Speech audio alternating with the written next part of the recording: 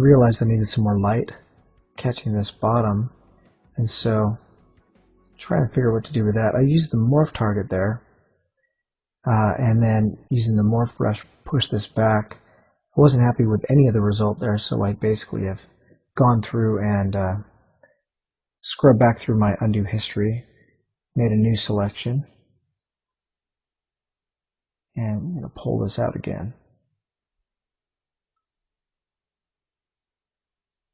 And then once I've pulled this shape out, I go back in and kind of smooth that top edge to it.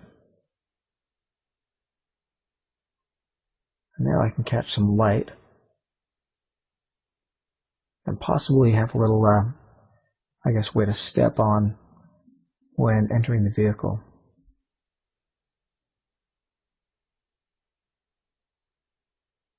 I am faking the entire door cut line. I'm showing that the door is cutting down. Technically, I could probably make sure that that cut line rolls into this this bottom piece. It looks like it when it renders, so I didn't really worry too much more about it. Now what I'm doing right here, I'm using the panel loops to duplicate and append off each of those groups. What's great about this is it gives me an A and a B side. It fills it basically makes a little panel that I can offset off the side of this vehicle and add quite a bit of detail to. I'm just going to slide that off, and I'm doing that with a number of pieces inside the wheel wells, as well as right there in this the front, I guess you call it air intake, and the little side lights I've done it with, and a few areas in the back. What I'm going to need to do is also do it to the headlamps and the tail lamps.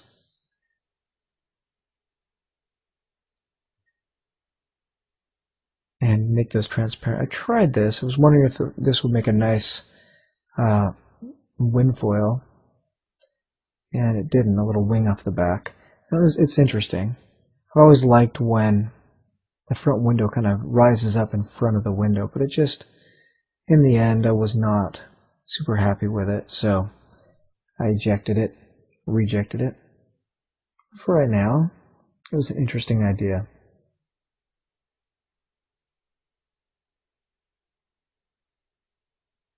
So I've duplicated this panel, and I hid the outside part, and now I'm sucking the inside in so that I can place lamps inside there.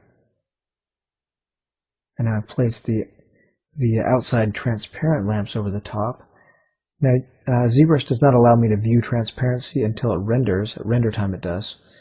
And so I have to occasionally click on the BPR render to check my transparency. A little bit transparent there.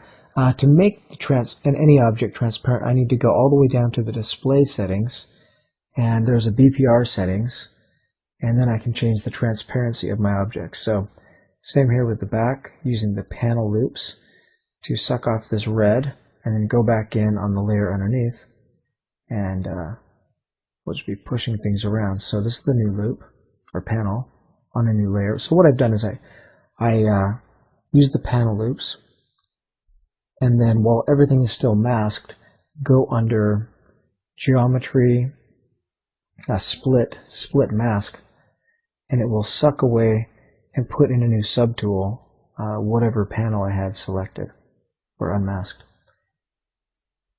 And so now I'm just going to go back in and do a little cleanup.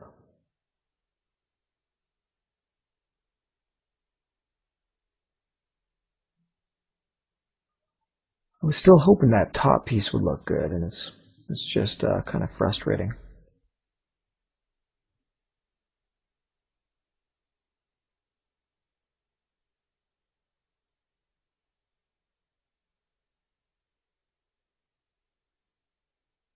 I just kept trying it, hoping it would stick. Eventually I decided it's time to just get rid of the thing. I tried changing materials to see if that would help. And occasionally I realized I needed to break up the surfaces to make sure I had the right. I wanted to have this top piece be a darker color. It's a panel, so it looks like it's beveled into the surface a little bit. And so I've got this kind of black top, with a silver body and a little bit of silver trim going around the window.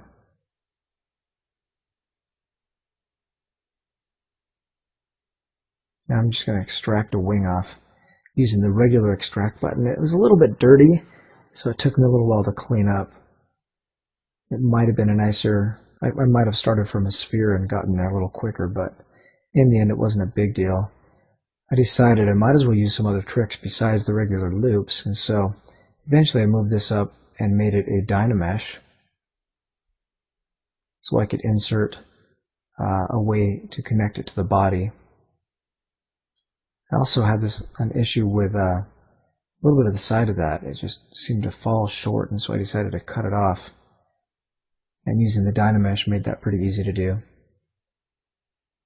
It just felt a little awkward there. Scaling and moving, and then occasionally using the geometry mirror and weld. So we go on Dynamesh. Decided to cut off that little edge that was flipping up, and using groups, I knew it would chop it up for me. Delete hidden, and then make sure I mirror and weld that back on. And now I've got a piece that I'm fairly happy with. So I'm going to use the insert sphere, and just using the transform tool, squish it around and place it. I love that Dynamesh is going to give me this beautiful radius between objects, and so I want to make sure that the top of that is connecting through the wing. But I also want to make sure it's in the right part of the right panel.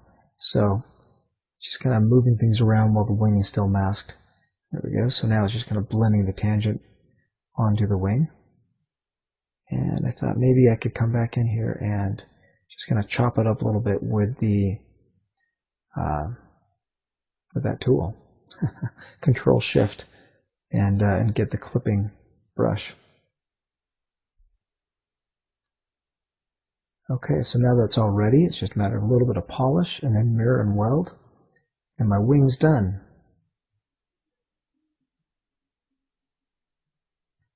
Kick it back and forth into perspective and make sure I like it. So I'm beginning to get a number of subtools. I decided to open up this file where I've got a number of quick assets that I created, and I turn those assets into a multi-mesh brush by simply going to the brush and selecting the Create Multi-Mesh. When I select the M key, now that that's a brush, it'll allow me to select any one of those different tools or assets that I've created. And now going back to the vehicle, I'm just placing the headlamp that I did. What's great about it, it's just a tiny, there's not very many polygons in that little headlamp. It's just sitting there. So I can just really quickly place those all over and lay them in. So using those tools, one thing that is pretty neat, once I've got any object, if I have the Transform Move tool and I hold down the Control button and then I move it, it will duplicate the object. So right here, that's what I'm going to do. Just hold down Control and I can move it out of the place. And Control, move another one. And what it effectively masks off any of the objects except the new duplicated piece. Makes it fantastic for duplicating any object. So much faster than copying a subtool and moving it. And now it's just a matter of trying to get these lamps to sit inside that tail lamp. So I've masked everything off but the tail lamps, and I'm just kind of moving them around, trying to get them to fit. I like where the bottom two are, so I mask those guys off and push the third one into place.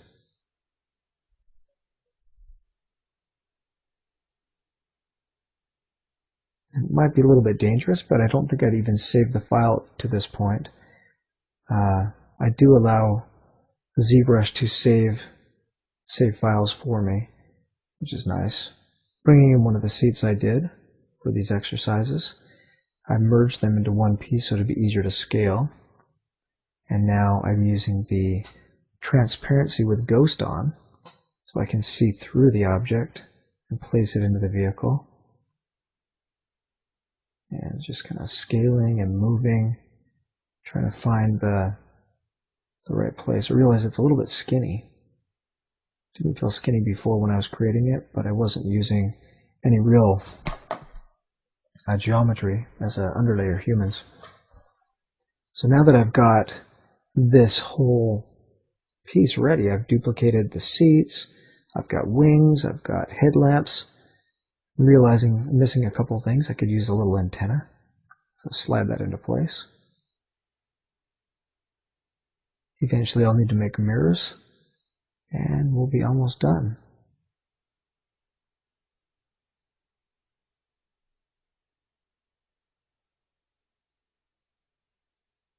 So here's a mirror.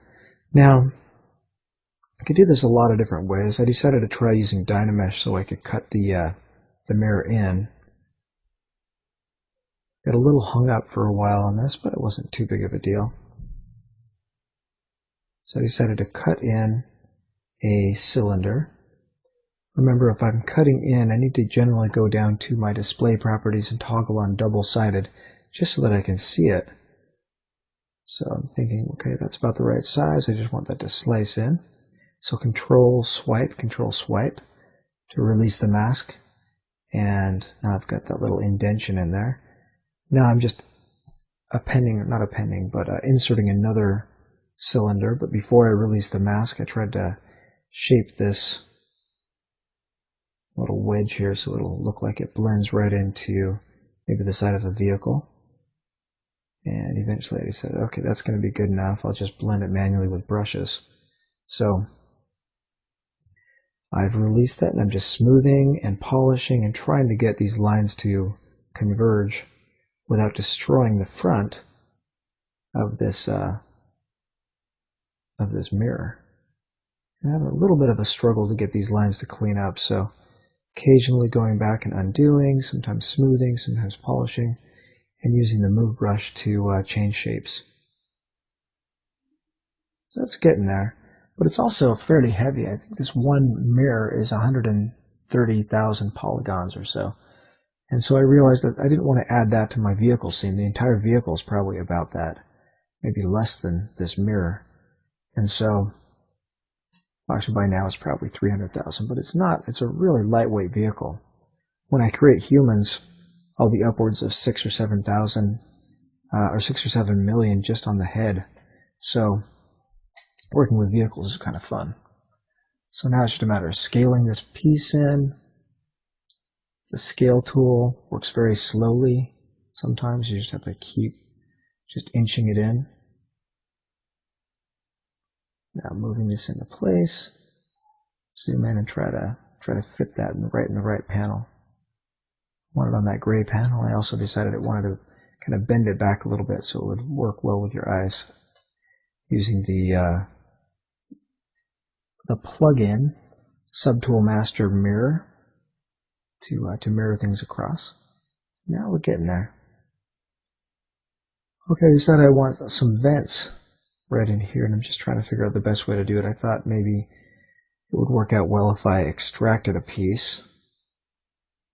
It's not a very pretty piece. I kept trying to do it again and again. Eventually I decided to just accept this thing and smooth it, and then just scale it until I got a vent piece that I was happy with. So I basically just smoothed this thing down to almost nothing, inflated it.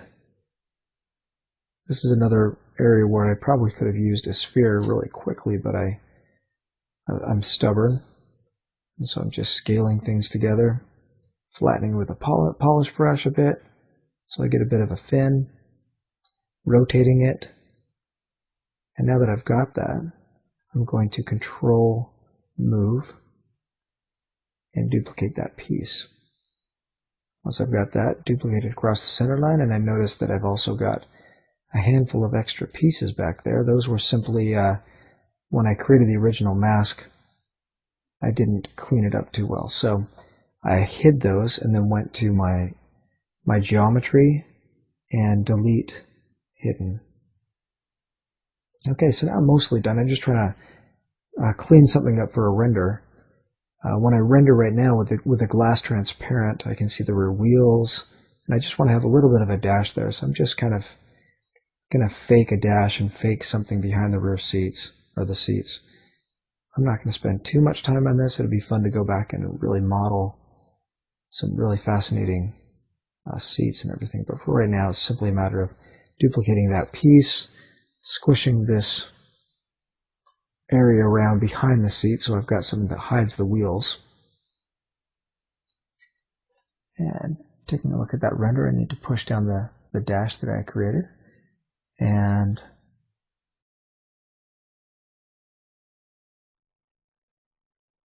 alright, to clean this up for final render, I made a few adjustments. I've kind of strengthened some of these lines and added a bit of a bone line through the side wall. And now I just want to kind of clean up some other things. One of the main features of the vehicle is this big side scoop, and I thought I should mirror that or have that in other locations around the car just to strengthen that theme. And so making a selection here, and thought I would use a new poly group. Now because I've already got loops all over the place on this car, I want to just use the edge loop and just push it in a little bit, click the edge loop, push it in a bit, and then when I go and use the polish, these lines will clean up. So if I go down to, there we go. Yeah, if I come, and I also make just a selection with just that area so that it can't really soften the rest of the vehicle. And then just come in and polish my groups and try to clean that edge up. Keep smoothing it and polishing it, just to see if there's a way to tighten that up and get rid of some of that strange highlight. Now it is a bit of a strange piece of geometry, trying to force a lot of shape into a simple, a lot of surfacing into a simple shape. So it's a bit difficult, but I can clean it up a bit with a polish brush as well as with my smooth. One thing that's important to note, if I smooth with my shift key down and then I let go with the shift key, it will be polishing. So I'm using a very simple way to mask this off, and then push down with the move brush, and I'm just smoothing it back out a little bit, so I get a bit of one more scoop. I like features in sets of 3. So I've got the side, the back, and the hood. Now I thought I'd just kind of play around with some of these lines and see if I couldn't strengthen some of the features. Okay, I'm happy with what I've got. I want to go into the interior of the vehicle and set this up for render. To do that, I want to create a new roof line here. Now to do this, what I thought I would do is, rather than use a panel, I'd use the extract. And the extract works better pushing off the normal direction, and so I've gone through, selected just the groups that I care about, and I went actually through and I toggled the normal direction, and now I'm extracting that piece of geometry. That's giving me a couple of funny bumps, but nothing that I can't very easily smooth out. So the nice thing about the extract is it's giving me group loops, or groups, poly groups, both the top, bottom, and side. But then I can easily come in, thicken, smooth off, and polish. And it will be right up against the tip of the surface. Because I did not put any smoothing on this at all, just simply extruded it. I'm just kind of softening this as if it was some kind of a nice padding. Get rid of that top piece right there, because I don't want it to interfere or reflect against the actual surface. There we go. And now I've got this nice thin padding that I've played around with a little bit.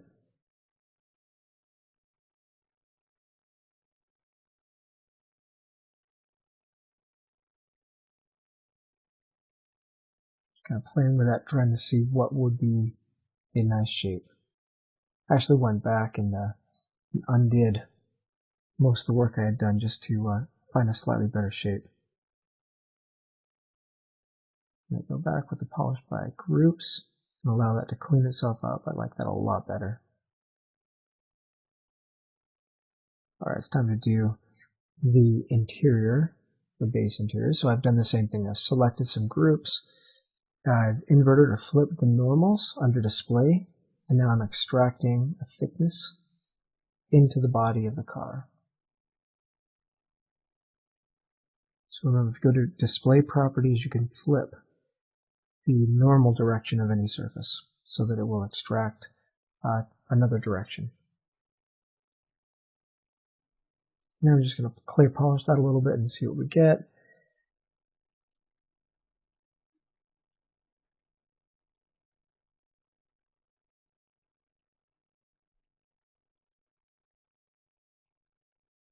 And just trying to move these things around a little bit. I thought I'd just kind of push these into the vehicle just a little bit, smooth them out, and then turn this into a Dynamesh.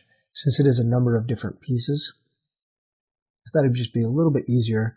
If I Dynamesh that, I could very easily put fillets around each of those intersections.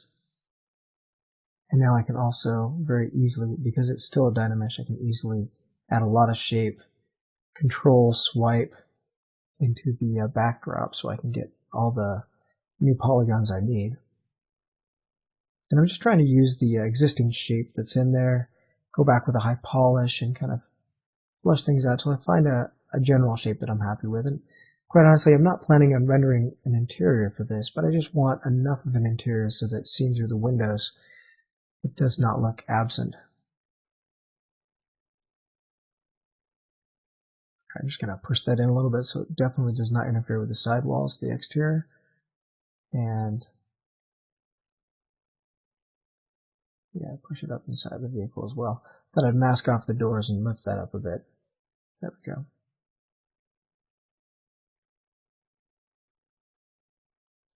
Remember, if I click on Solo in the bottom right hand of the screen, it makes it very easy to see the entire vehicle, toggle it on and off, render it occasionally just to get a sense of what this might look like. And it's getting there.